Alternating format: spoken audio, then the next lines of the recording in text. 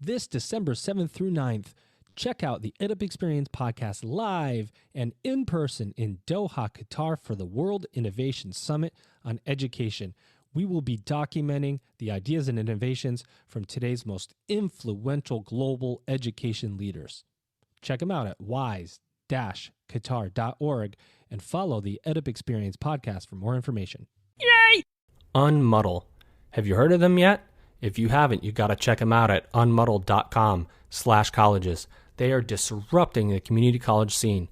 Their course to jobs marketplace is a modern way for community colleges to compete with the big players. Check them out again at unmuddle.com/colleges. That's UNMUDL.com/colleges.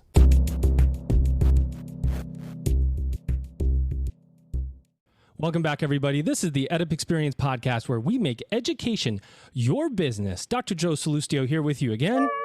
Oh, wait, shoot, that's the wrong button, guys. I meant to hit a different button that shows you that I'm still off on the sound effects, or perhaps somebody messed with my recorder over here. Anyway, let's move on.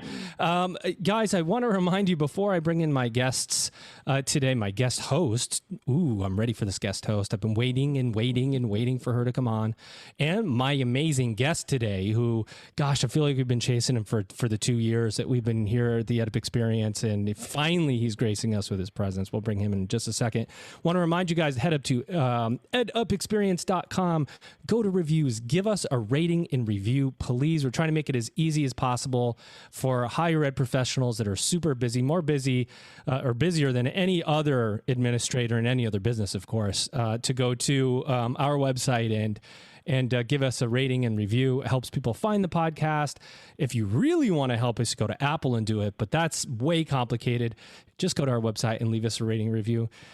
Take the 5 minutes. It will help us, and then we will help you. And it's all a virtuous cycle here. And everything comes back around. And that's why I'm excited to introduce first my co-host today. She is the president of Pierce College, Fort Steilacoom. I think I got that right. Dr. Julie White. There she is. Julie, welcome. Thank you so much, Joe. I appreciate that introduction. I don't think I've ever been introduced with a fanfare before. That's okay. In fact, that button I just hit for you was supposed to be mine. And the one I hit for me, this one, that was yours. That was an honest mistake. Honest mistake to make. Well, we won't make it again.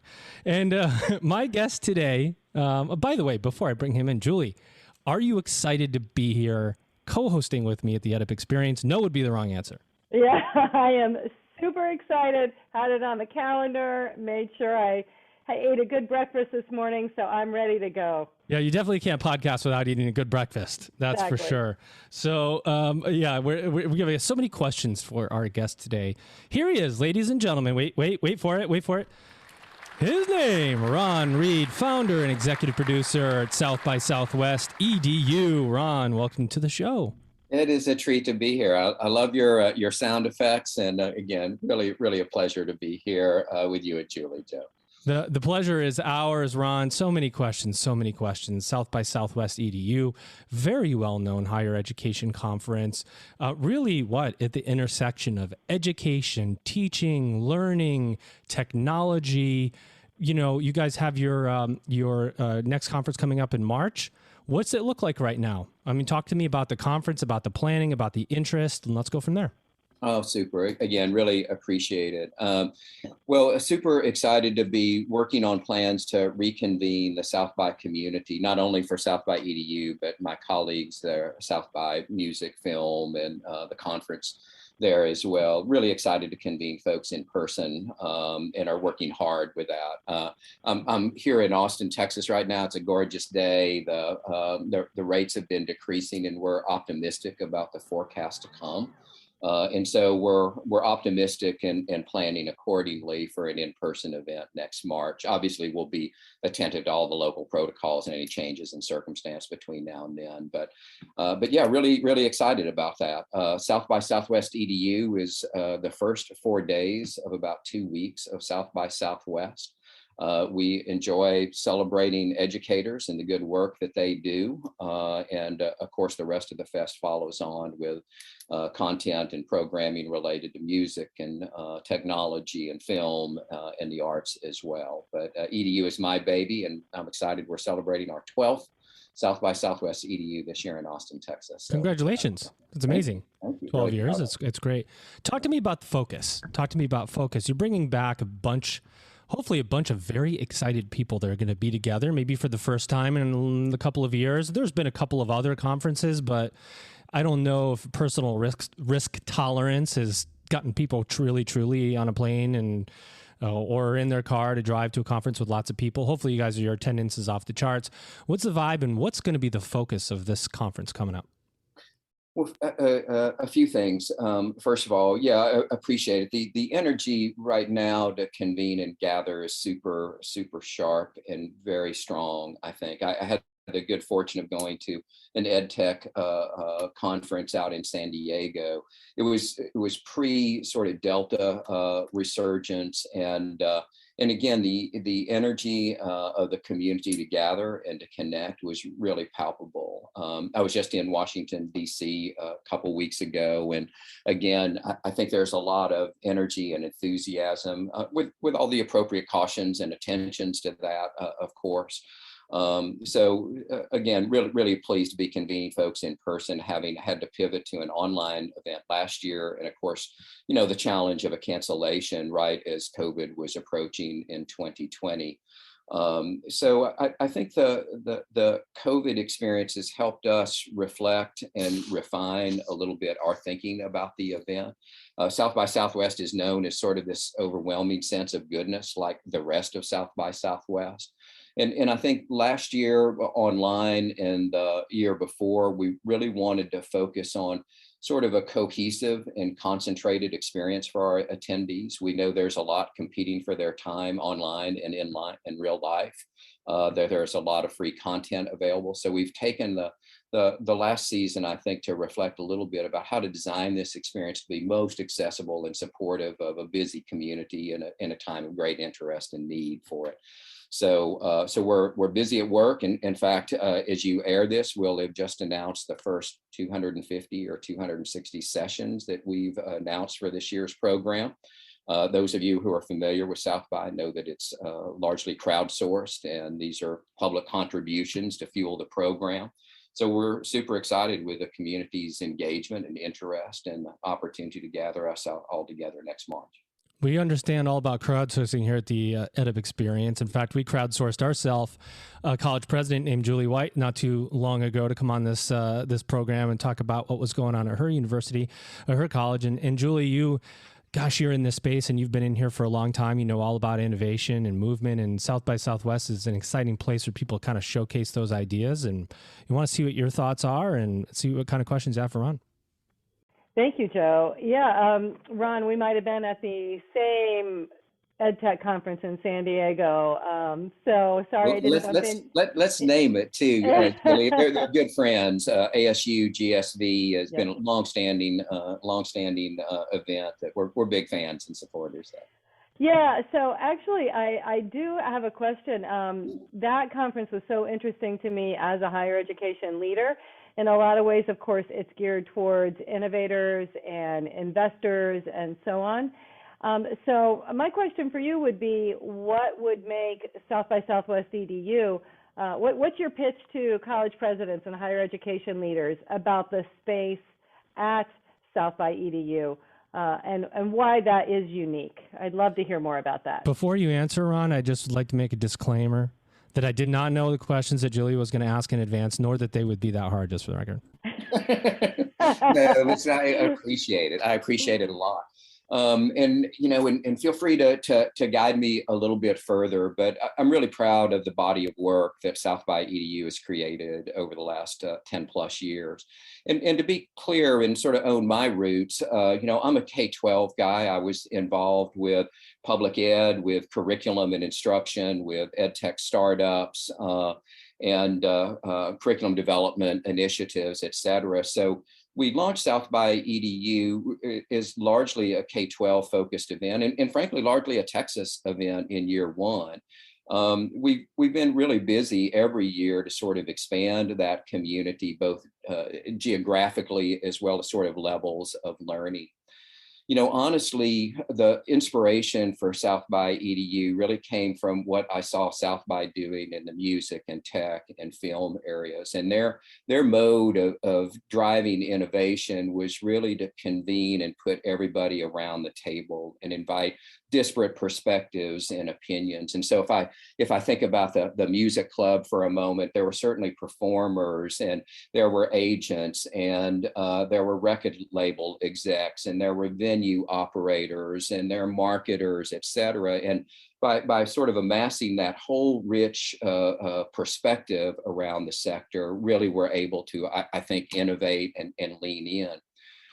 A long career in K-12 sort of suggested to me that there's a big chasm between K-12 and what happens before and after. And so really the whole inspiration for South by has been, let's build a community of innovators that are challenging the status quo, who are hungry for a more equitable and impactful go forward. And let's see what magic we can stir up in doing that. I used to say that, you know, we wanted to celebrate educators the same way the rest of my colleagues celebrate rock and rollers and new media inventors and film producers and actors and actresses. We got a lot of help celebrating educators this year as a function of the pandemic, and I think sort of a cultural awakening over the real challenge in K-12 and higher ed that Julie, you and your colleagues face every day. So I would suggest that South by EDU is different than ASU GSV. We feel complementary. We certainly have entrepreneurs and startups and investors at the event, but we additionally have a majority practitioner community from classrooms and campuses around the country and around the world. Other big components of our community are certainly business and industry, which are increasingly involved in education conversations at higher ed, at K-12 and around. And we've also seen, and I'm really proud of, we've seen a big growth in foundations and nonprofits who see at South by EDU an opportunity to talk about the investments they're making and the innovations they're pushing on. So I think we built a unique experience. Certainly, I'm really proud of it. And that's what we endeavor to do every year anyway, Julie. I appreciate the question. Yeah, well, I'm sold. I'll have to start looking at airfares to Austin. Please come on down. We'd love to have. Watch out for her when she gets there. She's going to bring the fire. You know, Ron, this is a part of the episode where, you know, I'd like to do this early on. I've done it at the end. It's kind of not as meaningful as if I did it at the beginning. And that's the keep the guest on their toes question. Are you ready? Lay it on me, Joe. There we go. This is for $1, Ron. Oh, so at South by Southwest, let's just put it in context here. When you walk on that stage, what song is going to be playing? What's the song that defines you, Ron? What's your entrance music? Wowzer. You know, I like something energetic and boppy. The fact of the matter is, rights and permissions for music are not a small consideration for what we play in our venues. So they're often the producer brain comes out here. They're often unrecognizable, but they are distinct toe tappers. And so I've probably walked out to any number of them. To be honest, I'm so deep in my head at that moment, I don't know that I hear anything that's going on externally, other than the anxiousness in my head at that moment, Joe. You're saying your lines over and over in your head and practicing your speech that you don't hear what's going on around you? I keep saying, hello, I'm Ron Reed, like I would forget that, but you never know. You know? Just go with double R. I'm double R, and you know, you need to say your name. That's funny. So, you know, one of the key areas of South by Southwest is the launch competition. Oh, you know, talk about that a little bit, because we do talk to a ton of ed tech companies here at the EdUp Experience, probably 50 or 60 of them, CEOs, startups. Maybe they know about this. If they're doing their homework, they do. Maybe they don't. Talk about the launch competition, what that means to the industry. Yeah, really, really appreciate that. And certainly a lot of folks are familiar with South by and with EDU, but I'm surprised every day with how many folks don't know about the EDU portion or haven't heard of South by for whatever reason, surprising as that may be. Launch is a competition we host for early stage ed tech startups.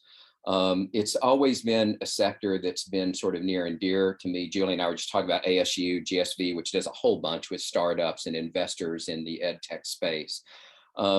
Personally, I had the good fortune to be associated with a couple of early ed tech companies, and in varying degrees had some success and, failed. But it's always been with a passion and an energy that I found seductive. And so in launching South by Southwest EDU, reflected a lot on the ethos of startups and innovation and creativity. That's really part of the DNA at South by Southwest and has been for many years at the music and tech and film conferences. So in homage to my colleagues at South by, and also just as a reflection of our own passion and interest at South by EDU, wanted to hold up early stage companies that were doing good and inventive work. We saw it also principally as an opportunity to highlight to the practitioner community the good thinking that was going on to help them source solutions for challenges that they face. So in some ways, Julie, as we talk about the differences between EDU and ASU, GSV, I think the attendance of practitioners from the classroom and from campuses creates a little richer dynamic about deployment, implementation considerations, how my environment may be different than yours, and what works and what doesn't work in that space. And so we host launch and invite companies, and in fact, the application is open now through the end of October to apply to be considered. Normally we'll get somewhere around 75 or 100 ed tech startups. Again, we focus on early stage companies that have less than maybe 5 million in funding as a means of just sort of highlighting what's next and new. I have a large advisory board that goes through and evaluates those companies, their potential, their leadership, what problems they're trying to solve. And then we invite a collection of finalists, usually somewhere between 5 and 10 to the event, to present in a live sort of fast pitched competition. So I think, every startup winds up getting 3 or 4 minutes to pitch. I've got a panel of judges that include entrepreneurs and funders as well as practitioners who quiz them following the pitch. And then we determine and identify and celebrate a winner. At a high level, I think everybody is a winner in the sense of trying to highlight just innovative thinking, trying to drive communities of practice and communities of entrepreneurs together to really problem solve and brainstorm and to go forward. So we certainly love proclaiming a winner and such with it, but it's really a celebration of innovation that we're hosting at the event. And I appreciate the question. I should share, a couple past participants. In fact, I think it was like 2013, Clever debuted at Launch EDU, and so did Kahoot. Nice. Both of which have now merged and are almost, I think, a $1 billion enterprise. And they have some roots at South by EDU makes me super proud for sure. So, but I appreciate the question. That's a little bit of context. We use competition just to inject some energy, celebrate innovation, and try to help our community connect with fresh voices. Yeah, Julie, as a practitioner, as somebody, college president, I'd imagine that's probably pretty helpful to view those startups, think about what problem they might be able to solve for your business. Yeah, absolutely. It's one of the reasons, that I did take the opportunity to go to ASU GSV, which was fantastic. And I should give a little shout out to the Aspen Institute, who worked with Ascendium to fund my participation there, to be able to learn more. And it kind of leads into a question that I have, Joe. So Ron, you have a background in K-12, and you've referenced the drive towards equity. And you're singing my song, That's What Drives Me, is to move us towards racial and social equity. And can you talk more about the role of technology in doing that and how you shape that conversation at South by Southwest? Yeah, I'm happy to. And indeed, emerging tech is one of the stronger programming tracks at South by EDU. And to touch base for a moment on some of your other observations, other leading tracks, we take all of the contents of the program and tag it to around 11 different content areas or tracks. probably our most prominent among them include emerging tech, which is a conversation on fire right now. Equity and social justice has always been a prominent conversation for an organization that thinks about education as like a passport to opportunity. How do we ensure it's really accessible by all? Practice and pedagogy sort of speaks to the best practice learnings coming out of our institutions and schools as an example. And of late, another really strong track, I think germane to this conversation is work reimagined, and really what the future work looks like and how education it aligns to support that. But I think to your fundamental question, yeah, the transgressions of tech and certainly many algorithms that disrupt a more equitable and just view of our world. So we're in the midst of having just heard conversations about Facebook and their algorithms, and we're seeing lots of conversations at EDU about the unintended implications of those algorithms, particularly as we think about personalized learning approaches and programs. And so I think we'll see a goodly amount of content on the program this year from organizers who really want to engage on that conversation and ensure that tech is a tool for greater equity and not factoring in opposition to a shared goal that we all have and relate to with it. So I hope that's helpful, Julie. Again, I'm flat-footed at the moment, having released a couple hundred sessions. They'll soon be online. You'll be able to search them by keyword, by track, like emerging tech. So you and your colleagues can sort of vet the content to ensure that it's relevant and applicable to you. I'll share another tagging thing that we're working with this year. We'll see if it's really revealed because I'm excited about it. I think in our interest of trying to support our community finding the content they like, in addition to the content tags that we use for all of our tracks, we've begun tagging content based upon the levels of learning. So early learning versus K-12 versus higher ed versus sort of continuing ed on the professional side of things. What I'm most concerned about that in some ways is it doesn't speak to that rich collection of content that spans levels. And so again, we make progress in trying to align the community's interest to make it discoverable easily at the event. And we keep working ourselves to try to improve that model. So, but hopefully those are some pointers that might be relevant to listeners who are interested to learn more about emerging tech at South by EDU. Hi, I'm Kristen Gubser from Gateway Community College in Phoenix. Gateway is a founding college partner of Unmuddle.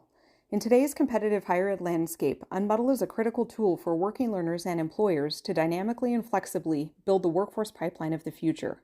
By partnering with community colleges, Unmuddle allows for training to happen anytime, anywhere. One competitive advantage of Unmuddle is the opportunity to take non-credit training and convert it to college credit when needed to support advancement in the workplace. With Unmuddle, we bring college to you. Ron, let's talk a little bit about you just for a second. You know, a producer of this shindig here, it's not a small thing to pull off, right? You when you think about producing something like this, what does it entail? I mean, give us a day in the life of what it looks like to plan an event this size, because I think it's easy. It's always easy for us, quote unquote, higher ed professionals to go to something like this. I mean, we go and everything's organized, and boy, there's 350 sessions to pick from, and I can go over here for this event and go over there for that event. Give us a little, pull the curtain back and tell us what the planning looks like, the staff, and the, I mean, how much work is going into this thing. Again, love the question, Joe. I liken the South by EDU and really all the South by staff to candles that are lit at both ends and sort of get warm in the middle as we approach the event. We're fond of reminding ourselves it's a marathon, it's not a sprint, but there is an intensity that grows over the course of the season. I first of all, I think anything that we've accomplished at South by, certainly for EDU, and I think more broadly, is the result of a lot of really smart people working really hard. I'm so impressed with my teammates at South by EDU and really throughout the company. They bring a passion that's really unmatched in many respects.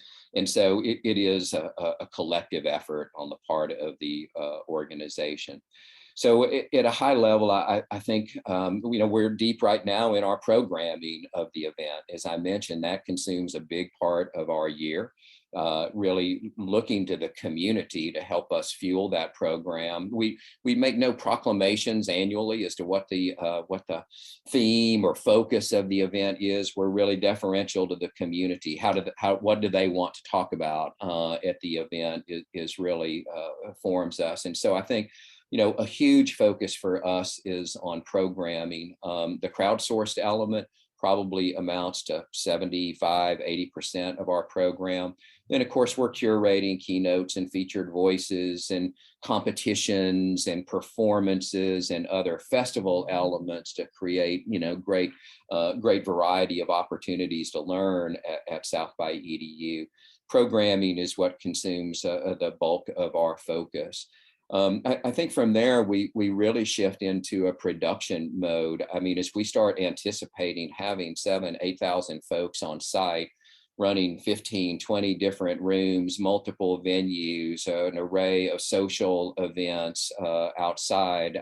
I mentioned that in addition to a conference with all these sessions and workshops, probably 350 or 400 of them in total, we have competitions. We'll do film screenings of educational documentaries and narratives. We'll host education-aligned performances. Again, sort of a plenitude of goodness to sort of compel and convene a community that we believe once gathered has a big impact. So from programming, thinking about production, we really try to shift at the beginning of the year into how are we really going to stand all this up, with lots of work going on all through the season to accomplish that. And then throughout the season, I guess the third P is really the promotion of it. The community carries South by on its back. They contribute great comment and commentary and insights from their perspectives, and we really appreciate that. We want to celebrate the voices that are here and how they contribute to the community. So in a pretty simple characterization, I'd say it's all about programming and production and promotion. And as I think about a small EDU team, and a lot of folks think we're staffed a lot larger than we are. I've got about maybe a half a dozen folks on the EDU team. Now, our focus is all on that creative. I lean on the back office for tech and brand and marketing and volunteers and so forth, or the responsibility of the larger org. But my EDU team focuses really on the creative for our community and standing up that March event. It keeps us super busy, and yet we have. I'm fond of saying we have more fun than the law usually allows hosting South by EDU. It's got to have fun. I mean, higher ed, you got to have fun. Julie, you know that. I mean, it's hard work serving students every day and doing things to help higher ed professionals. You got to have fun with it. Oh, yeah. That's right. Julie, any other questions for Ron? I'm gonna grill him in the latter part of this this interview here. Let's see, Joe. Not right now. That's good, because I've got one, and it's about the mentor model. You're crowdsourcing, and in a way you do that is people applying to be a mentor. Talk about that one-to-one mentorship / networking opportunity and why that would be valuable to the mentee and for those applying to be a mentor. Awesome. And what's the scale look like, right? Are we talking like 20 mentors or 200 mentors or something in between? Yeah, great questions all around. And first of all, at a high level, we think a lot about the experience at South by EDU. And so we think about learning opportunities in that one-on-one circumstance. We think about small gatherings and the intimacy that affords. We're, of course, fond of our keynotes where we have thousands of people assembled in a shared experience. So we've really tried to design experience to support an array of sort of comforts and proficiencies of folks to engage with that content. But mentors is I think, one of the most impactful things we do on an individual learner basis. We, as I've mentioned, crowdsource our program, and we invite the community to propose session ideas for workshops and talks and so forth. We also invite the community if they would like to be a mentor. In fact, all of our speakers who, when they send in their panel picker proposal, are invited to indicate if they would like to be a mentor or not. And we accept a number of mentors who have volunteered essentially through their submission process.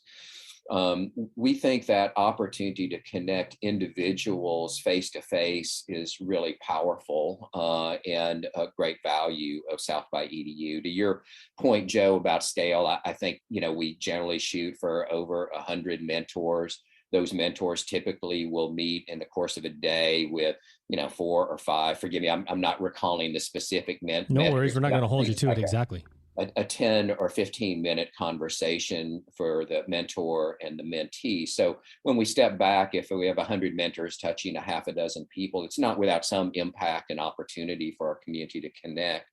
And we'll have startup folks, and we'll have professors, we'll have a goodly amount of expertise in the DEI space, in the foundation area and nonprofits with grant writing and the rest. And it's all folks who offer up their experience to the community, and which we share with the community. And then the registrants are invited to register and reserve a time to meet with them.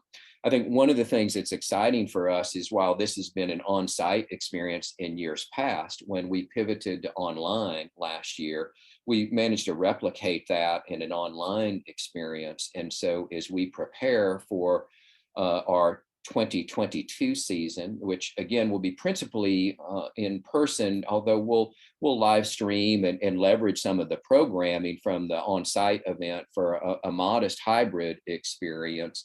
That shared experience of our online and in-person community, we're really interested to explore with mentors and the tool set that we're using. So we'll be able to provide mentoring both online and in person at this year's EDU. We'll be excited to see that. It certainly expands our scale of impact. And again, one of those nice learnings coming out of COVID that I think we're excited to apply as we reconvene in person. I love that. The one-to-one model is important. And it's like free advice. There's so much going on, Ron. You know this in higher ed. It's competition, and it's enrollment cliffs, and it's financial models and online learning infrastructure. So much, and being able to have access to help. That's why people ask me, what do you learn from these 100+ college and university presidents you interview? And my answer is they're doing something. They're all doing something. And it's all different. All the spectrum is all different. What did I learn? That everybody's super busy tackling their particular problems, but the awareness around what's happening really is variable. I got to be honest. Like some planning is post-corona only, and then some is really long-term. But how do you plan for long-term when you can't even get through coronavirus? And what do the resources look like that you need to devote to coronavirus right now and getting through that you can't then make and put into your strategic plan for 2 years beyond coronavirus? It's really a one heck of a rock and a hard place for higher ed professionals. I think that's something I'm selling you a little bit, but being able to go in person to South by Southwest and see the technologies that are available can really help with strategic planning for colleges and universities as they look into the future.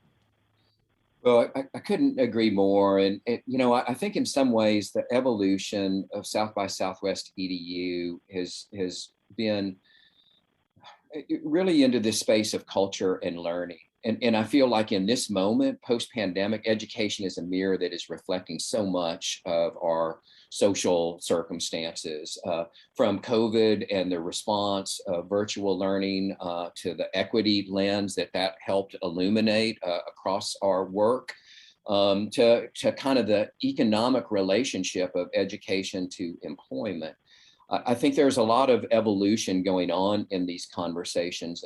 A decade ago, when we launched EDU, it was really sort of about the institutions, right? We were talking about enrollment rates and where they were coming from and graduation rates, I think that the nature of that conversation has really evolved, and it's a lot more about the learner and what does the learner require. And that's creating quite a blurred conversation, I think, as we knit together educational relevance to career opportunity, the role of higher ed institutions, the important role of community colleges in that landscape.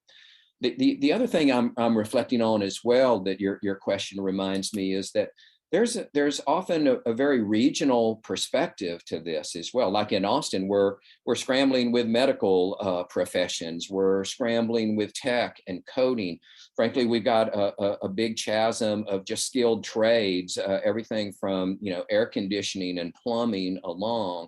And something tells me the conversation we're having in Austin is perhaps very different than one that might be happening elsewhere. And so one of the things that's been striking to me is as organizations are thinking about their go forward, they're being super responsive to their community. And we're seeing a lot of programming at South by EDU that are best practices coming out of a given community to say, this is the problem we face. This is what we've done to try to address that. And if there's a learning there that you can steal or apply or amplify or expand upon, that's the power of community coming together. And so I think there's certainly a challenging landscape for us all in the go forward, but I'm taking great enthusiasm and comfort from the energy and the optimism of the community to lean in and solve in the go forward. So, but I appreciate the foundational point. It's a damn challenging time all around. Speaking of what is of a person in a damn challenging time, Julie White. Yeah, I was just going to say, I feel like between the both of you, every point that you just brought up was my morning conversation in our leadership team meeting. You're absolutely right on. There's so much energy that necessarily has to be devoted to managing coronavirus that thinking about post-corona education, which we need to do and are trying to do, remains a challenge. And Ron, you brought up some of those regional differences, and while the particulars may be different, the fact is that there are shortages in certain parts of the labor force in my region as well, and that's going to vary. So I just really appreciate that, and my ears really perked up when you talked about the hybrid experience, because we're also trying to understand what is an optimal learning experience for learners, and that there are those individual differences. And how do we manage all of that in this environment and in offering maximum access to everyone? So I hope if I go to South by EDU that I'm going to learn more about that, because I think there's got to be some really strong emerging practices. I know there are here at my college, and I'd love to hear what else is going on around the country and the world. Yeah, indeed, the program is really, I'd like to say, chock-a-block full with this sort of, pandemic learnings. And a lot of the conversations are framed like, what do we carry forward and what do we jettison? What was truly helpful and what wasn't? And even at South by, we think a lot about that. Like the online experience provided such access for folks. It provided us visibility for the community's reactions in a way that on site are very difficult for us to discern. And on a personal level, I was able to consume a lot more content online than I'm able to when I'm running around, backstage to backstage to, introduce speakers and so forth. So a lot of benefits from that we're reflecting on are germane and relevant to how we support the community and to go forward beyond every March. And I think we're excited to sort through that as well in the days to come. Well, Ron, we ask our guests the same two final questions every single time, and I'm going to ask them to you today. And the first, just a little bit of background here, what did we forget to ask? And I say background because what did Julie forget to ask you? I mean, obviously, I didn't forget to ask you anything because I've been doing this so many of these episodes. Julie, I'm surely Julie forgot to ask you something as my guest host that she, just forgot. So what? Hey, I can bring more fire jokes. Mike. Oh yeah, you're full of fire. I know that. Anything about South by that you wanted to say today? You get a chance. Anything that you have coming up? Plug the conference again. Website. Anything at all that we might have missed that you wanted to say? And number 2, what does the future of higher education look like? Awesome. Well, my goodness, let me start here. First of all, thanks for the opportunity to plug South by EDU and to welcome folks to the conversation. I'm really proud of the work, and again, this is less in many ways about us than it is the community. And so, holding up really insightful voices and great work to be shared and leveraged by the community is something that just fills us with pride. I think that, again, South by EDU has created a unique experience that complements a lot of great work going on. Like, I'm a huge fan of EDUCAUSE. I go to EDUCAUSE every year. I love those conversations. Same with ISTE, kind of K-12 EdTech event, ASU, GSV. We believe in the power of community and of convening them as the richer the community, the more diverse the community, I think the more impactful the outcomes. And so that's our operating philosophy in many ways at South by. So please check out SXSWEDU.com, learn more, and you're always welcome to reach out and know that we're happy to help support in any way. The future of higher ed, there are a lot of bigger brains than mine thinking a lot more than even I am about it. But I reflect on personal experience of myself and my kids a little bit. I'm a liberal arts guy, and I think that grounded me really well for a lot of work that I've done in publishing and in education and in community organizing and building as I think of our work at South by EDU. I think of my youngest son. He's now in his 30s. He's in the legislature supporting a state house rep as a legislative director. I don't think college really worked well for him. He felt obliged to attend, and certainly I was adamant that he get a degree, but I don't know that he really tapped into his passions to a greater degree. And so I reflect on what I shared earlier, like it was about the institution, it was about a diploma, was maybe my perspective at that point. And today I wonder if Jack really had his needs well served through that experience. So I'm excited to see rich conversation about different pathways for learners, young and old, to reskill or to transition skills in a way.